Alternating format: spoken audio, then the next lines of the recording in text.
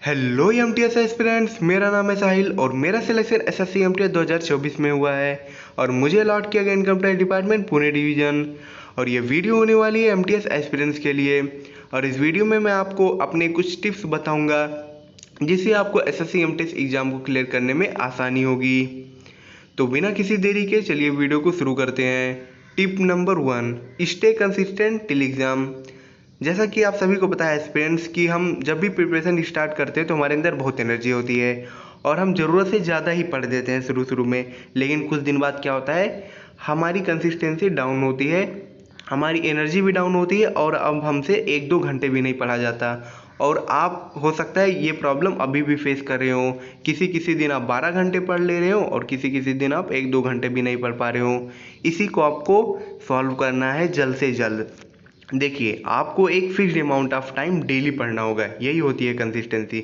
जैसे ज़रूरत नहीं कि आप 12 घंटे पढ़ो, अगर आप 8 से 9 घंटे भी डेली पढ़ रहे हो तो आप डेली पढ़ते रहो जब तक एग्ज़ाम ना हो जाए। ये होती है कंसिस्टेंसी और आपको ये कंसिस्टेंसी मेंटेन करके ही रखनी पड़ेगी एग्ज़ाम तक, क्योंकि consistency is equal to success.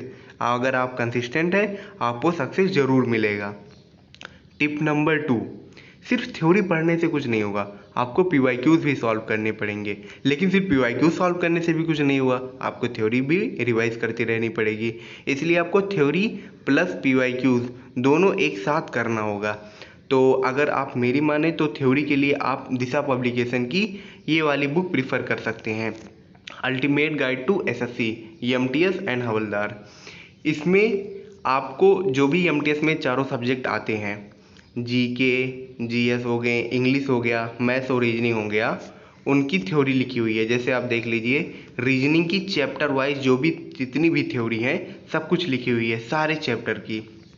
उसी टाइप से मैथ की भी आप देख लीजिए, चैप्टर वाइज थ्योरी लिखी हुई है। फिर उसके बाद इंग्लिश की देख लीजिए, इंग्लिश में आपको चैप्टर वाइज थ्योरी इंग्लिश की भी दी गई है और जीके जीएस की भी चैप्टर वाइज थ्योरी दी गई है इस बुक में, और करंट अफेयर का स्पेशल एक चैप्टर है।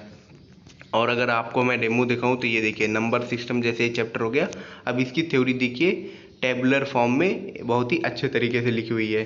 तो आप इस बुक को परचेस कर सकते हैं और अपनी जो एसएससी एमटीएस में जो सिलेबस है आप उस सिलेबस को एक बार अच्छे से और रिवाइज कर सकते हैं। और ये जो सिलेबस है ये प्रिपेयर किया गया है प्रीवियस ईयर क्वेश्चन के बेस पे। अब आपने थ्योरी कर ली, अब आपको करना है पीवाईक्यू।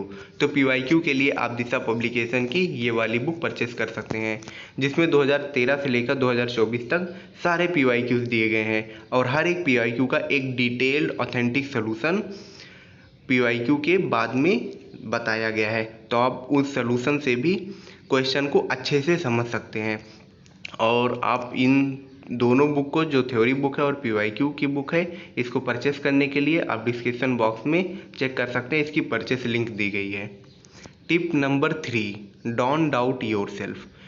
देखिए एस्पिरेंट्स, क्या होता है ना कि हमें खुद पे डाउट होता है कि क्या मुझसे ये एग्ज़ाम क्लियर हो पाएगा, क्या मैं इस एग्ज़ाम के लिए बना हूँ। देखो, ये सारे डाउट्स तो आपके दिमाग में सेल्फ डाउट आते रहेंगे, इनको करो साइड में, सिर्फ प्रिपरेशन पे फोकस करो, क्योंकि वो सिर्फ आपको डिमोटिवेट करेंगे। और अगर आपके मॉक में कम मार्क्स आ रहे हैं, बिल्कुल भी सेल्फ डाउट मत करो, मॉक के मार्क्स पे फोकस मत करो। ये फोकस करो कि मॉक से मैंने क्या सीखा, क्या गलतियां हैं, क्या मैं इन्हें इम्प्रूव कर सकता हूँ, इस पे आपका मेन फोकस होना चाहिए।